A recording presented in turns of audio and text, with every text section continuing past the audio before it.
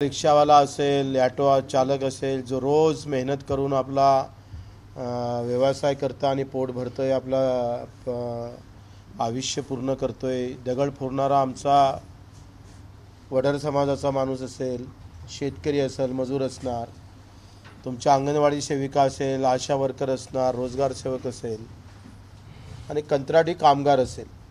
या रेस्ट हाऊसमधल्याही मला वाटते कामगाराला जे पेमेंट काढलं जातं ते 22,000 आणि रेस्ट हाऊसवाल्याच्या कंत्राटी कामगाराच्या हाती देतं 8,000.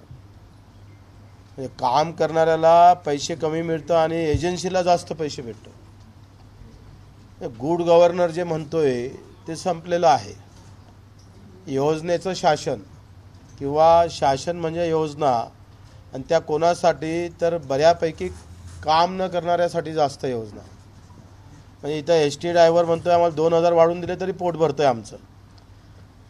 त्याला 2,000 वाढून द्यायची ताकद सरकार ठेवत नाही आणि 1,500 रुपये लेट लाडकी म्हणून जाहीर करतं.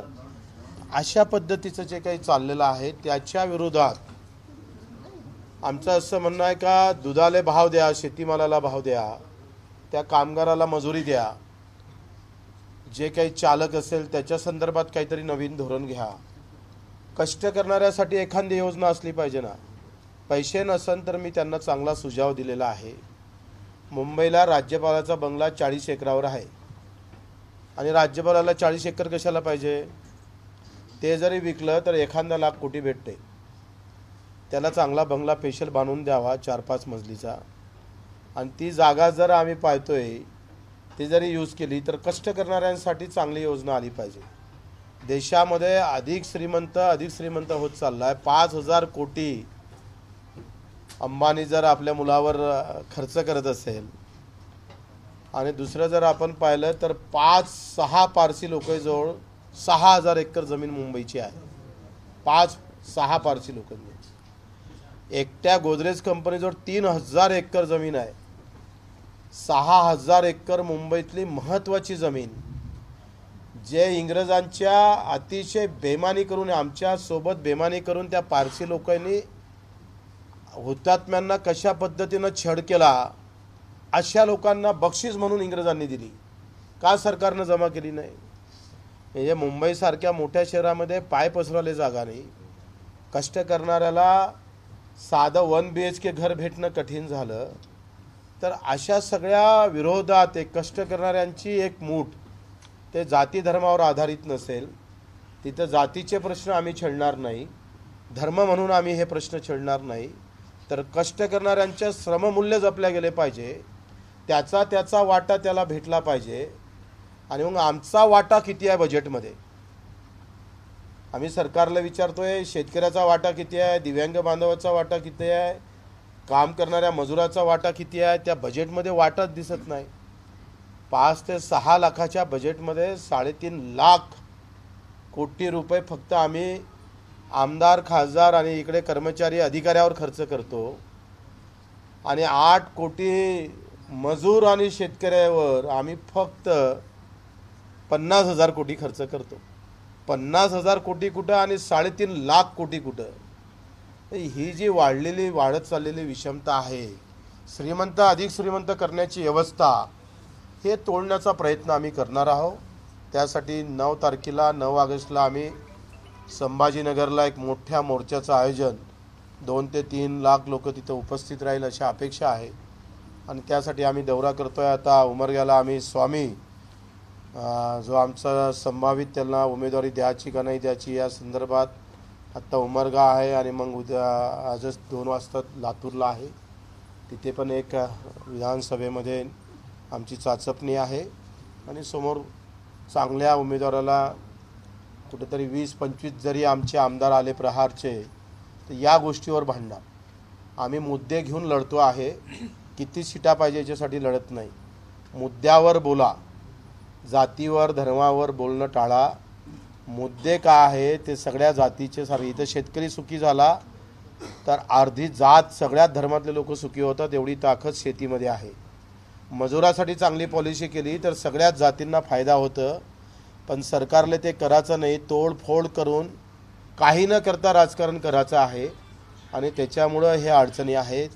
आणि याच्यासाठी एक आम्ही आता आमची स्वतःची आघाडी भविष्यात निर्माण करायची की काय याच्यासाठी 9 तारखेच्या मोर्चानंतर आम्ही मग निर्णय घेऊ. सोलापुरात संघटन बंदी चांगली आहे. सोलापूरमध्ये 11 जागा, तुम्ही किती जागा आपण लढण्याचा विचार करताय? आता प्रश्न असा आहे, पहिले उमेदवार महत्त्वाचा आहे. संघटन बांधणी जरी असली तरी उमेदवार त्या तोडीचा ताकदीचा असणं फार गरजेचं आहे. आणि मग तसे उमेदवार भेटले चांगल्या ताकदीचे तर मग आपण समोर जाऊ.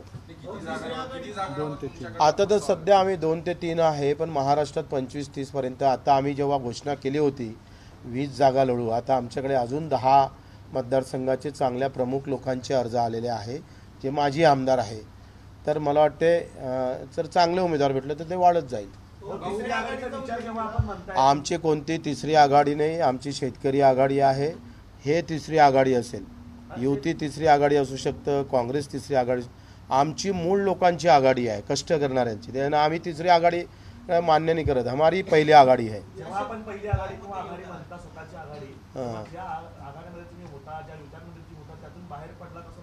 सध्या तर पडलो नाही ना. 9 तारखेपर्यंत आम्ही सगळा त्यांना वेळ देणार आहोत. हे सगळे मुद्दे 14 मुद्दे 9 तारीख आमच्या संभाजीनगरला आम्ही जो त्याच्यामागं काय किती लोकांची ताकद आहे ते दाखवणार, सरकारला सांगणार बाबा हे महत्त्वाचे मुद्दे आहे. या महाराष्ट्रातला, राज्यातला, देशातला चालक जर नसला तर काय होऊ शकतं, काम करणाऱ्या कामगाराला जर तुम्ही मदत करत नसाल तर त्याचे परिणाम काय होऊ शकतं, हे सगळं आम्ही, जसं अंगणवाडी सेविका असेल, मदतनीस असेल, आशा वर्कर असेल, तिकडे रोजगार सेवक असेल, ग्रामपंचायत कर्मचारी असेल, यांना कामाचा तगादा जास्त आहे, काम जास्त आहे, पण पगार का कमी आहे, सारखा का करत नाही. शेतकऱ्यांच्या हमीभावाचा प्रश्न असेल, तुम्ही सरळ सांगतोय का 9,900 रुपयाची शिफारस केली राज्य सरकारनं कापसाची. आणि केंद्रानं यावर्षीचे भाव, आता जे भाव भेटन ऑक्टोबर-नोव्हेंबरला, ते केले 7,000. म्हणजे 3,000चा फरक आहे कापसाच्या एका क्विंटल मागं. 1 क्विंटल कापूस विकला तर 3,000च्या घाट्यानं विकावं लागेल. 15% नफा भेटायचा असेल तर मी म्हणत नाही, राज्य सरकार म्हणतं 9,943 रुपये कापसाले भाव भेटला तर 15% नफा भेटतं. आता केंद्रानं जर 7,000 रुपये भाव जाहीर केले असेल तर 3,000चा तसाच लॉस आहे. हे 15% नफासुद्धा भेटलेला नाही. मग अशामध्ये तुम्ही अनेक योजना आणून काय साध्य करणार आहे? काँग्रेसने तेच केलं आणि युती जर तेच करत असेल तर आम्ही त्याच्यासाठी एक अजेंडा देणार आहोत. त्यांना आमचं मागणीपत्र 16 मुद्द्याचं देणार आहोत. त्या 16 मुद्द्यानं त्यांनी होकार दिला. त्यांनी सांगितलं काय हे आम्ही याच एका महिन्यात GR काढून त्या योजना आम्ही अंमलबजावणी करतोय. तर पेरणी ते कापणीपर्यंत सगळे कामं MRG, जसं ऊसाला लागणारा मजूर असेल, द्राक्षाला लागणार असेल, कांद्याला लागणारा मजूर, तुम्हाला भाव देता येत नसेल तर मजुरीचा पैसा आम्हाला द्या. म्हणजे शेतकऱ्याचा उत्पादन खर्च कमी करण्याची ताकद त्याच्यात आहे. पेरणी ते कापणीपर्यंत हे कामं MRGSमध्ये कसे घेता येईल, नाही घेता येईल तर रोजगार हमीमध्ये घ्या. त्यांनी जर कबूल केलं तर आम्ही निवडणूकच लढणार नाही. आमचे मुद्दे संपले, आम्ही संपलो. आम्हाला काही गरज नाही त्या विधानसभेत जायची. आम्ही मुद्द्यासाठी जातो, आम्ही स्वतःच्या हुब्यासकीसाठी जात नाही. आम्ही तर चॅलेंज केलं युतीनं हे जाहीर करावं, आमचे 16 मुद्दे मान्य करावं. जसं दिव्यांगांना 6,000 रुपये महिना, अडचणीत असणाऱ्या लोकांना तुम्ही काय देता? चांगल्या लोकांना कसं आहे, योजना कशा पाहिजे, कष्टकऱ्यांसाठी असल्या पाहिजे, अडचणीत असणाऱ्या लोकांसाठी असल्या पाहिजे. चांगल्या माणसासाठी योजना देऊन काय करणार तुम्ही? मग अडचणीत असणाऱ्या माणसासाठी आपल्याकडे काहीच नाही आहे. हे जर मान्य केलं तर बच्चू कडूचा जाहीर पाठिंबा राहील. युतीसाठी म्हणून युतीनं मान्य केलं तर युतीला आम्ही प्रचार करेल, आघाडीनं मान्य केलं तर आघाडीसाठी प्रचार करू. पण मान्य केलं तर, नाही केलं तर मग मात्र महाराष्ट्र पिजून काढू. जाती धर्माच्या नावावर नाही, कष्टकऱ्यांच्या बळावर, त्यांच्या मेहनतीवर, त्यांच्या खऱ्या न्याय आणण्याच्या भूमिकेवर आम्ही लढणार आहोत. त्या संदर्भात चर्चा सुरू आहे. संभाजीराजे पण आपल्यासोबत येणार असल्याचं बोललं जात आहे. मात्र जो विशाळगडाचा जो प्रश्न आहे त्या ठिकाणी परिस्थिती गंभीर झालेली आहे. मग त्यासोबत विशाळगडावर संभाजीराजेच्या कार्यकर्त्यांनी कुठलाही उपद्रव केला नाही. खाली जे घडलेलं आहे, विशाळगडावर हिंदू असू दे का मुस्लिम असू दे, जे अतिक्रमण असेल ते काढलंच पाहिजे. गड ही या राष्ट्राची, या राज्याची मान सन्मान आणि प्रेरणा देणारा काम आहे. तिथं कुठल्याही प्रकारचं गलिच्छ काम होत असेल आणि कोणत्याही धर्माकडून असेल तर धर्म न पाहता त्याची कृती पाहून कापला पाहिजे, या मताचा मी आहे. पण खाली जे कृती घडलेली आहे त्याचा आम्ही निषेध करतो, कारण खाली जे धर्मस्थळ होतं तिथं त्या गडाचा त्याचा काही संबंध नव्हता. जे काही कोणी केलं असेल त्याला तिथं सजा दिलीच पाहिजे. आम्ही धर्म आणि जातीकडे पाहत नाही. छत्रपती शिवरायांनी कुठल्याही प्रकारची जात धर्म न पाडता रयत महत्त्वाची आहे. सगळं गेलं तरी 72, पण रयत जिवंत राहणं महत्त्वाची आहे. त्या रयतमध्ये मुसलमान असू दे, हिंदू असू दे का कोणी असू दे. आणि त्याच्यामुळं आपण असं जे काही प्रेरणा ज्या भेटल्या त्या संभाजीराजांशी मी बोलणं झालं. त्यांनी म्हटलं का गडावरच्या अतिक्रमणासोबतची आमची भूमिका आहे, खालच्या बाबत ज्यानं काही केलं असेल त्याच्यावर गुन्हे दाखल होणं गरजेचं आहे. ते आता मी काही पोलीस नाही आहे. जे मला माहीत नाही ते कसं आहे, जर तरच्या भाषेत आपण बोलण्यात काही अर्थ नाही आहे. कोणी जे कोणी असेल, सोयी कोणी असेल, माझाही कार्यकर्ता असेल तर त्याचे हातपाय तोडले पाहिजे. मराठा आरक्षणासाठी मनोज जरांगे फिरतायत आणि ते देखील येणाऱ्या विधानसभेमध्ये स्वबळाचा नारा देणार आहे. त्यांना घेऊन काय या शेतकरी आघाडी आम्ही शेतकरी मजूर कष्टकऱ्यांचा विचार घेऊन समोर जाणार आहोत. ते स्वतःला कुणबी म्हणतात, कुणबी म्हणजे शेतकरी, ते कुणबींना पण देणार आहात का? माझं असं मत आहे की आखरी मुद्द्याची सहमत जर झालं सगळं तर मग आपण ते सगळं करू शकतो. मुद्दा महत्त्वाचा आहे आणि आम्ही मुद्द्यावर लढू. दिव्यांग जे महामंडळ आहे, अपंगांना दिव्यांगांना तिथून लोन प्रक्रिया दिली जाते उद्योगासाठी, मात्र त्यामध्ये एक जाचक अट आहे की म्हणजे 2 शासकीय जामीनदार त्यांना पाहिजे. ते रद्द करू आपण, ते मागणी आहे. मनोज जरांगे आणि देवेंद्र फडणवीस यांचं हे भांडण नाटक आहे, ही नौटंकी आहे असं वंचित बहुजन आघाडीचे प्रकाश आंबेडकर यांनी परवाच वक्तव्य केलं. तर ही नौटंकी आहे का, तुम्हाला काय वाटतं? मला एवढं संशोधन नाही आहे, एवढं आम्ही अभ्यासात, पण तेवढा अभ्यास करायला वेळच कुठं आहे. इथं रोज कष्टकरी काम करायचे, रोज ग्रहाने ऐकता ऐकता आमचं सगळा वाटोळं होऊन जात आहे. त्याच्यानं एवढं काही संशोधन करत हां. 1,500 रुपये महिलांसाठी योजना आणली आहे, मात्र महिला म्हणतात की एकतर गॅस स्वस्त करा, नाही तर आम्हाला चांगले रस्ते द्या.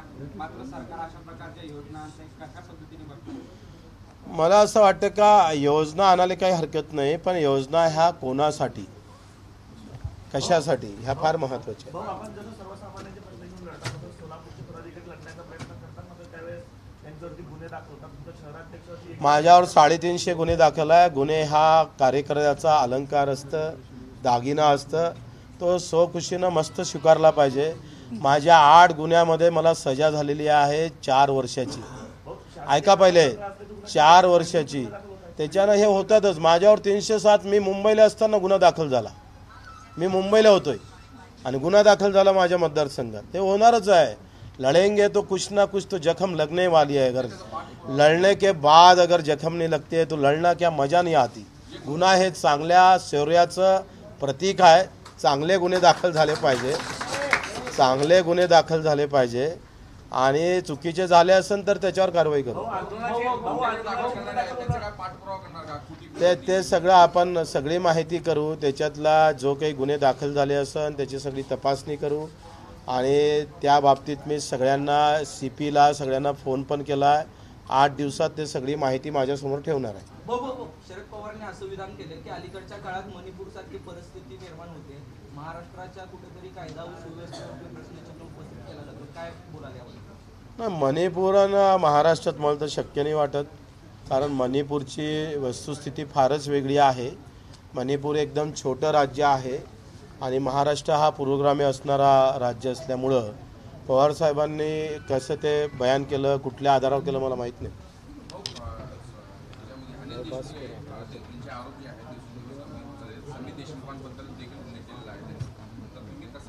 काय काय केलं मला माहीत नाही. मी पाहतच नाही रे बाबा TV, मीडिया. माझ्यावर मीडिया सोशल नाही आहे, टेलिग्राम नाही आहे, टेक्स्ट मेसेज पाहतो. ABP माझा, उघडा डोळे बघा नीट.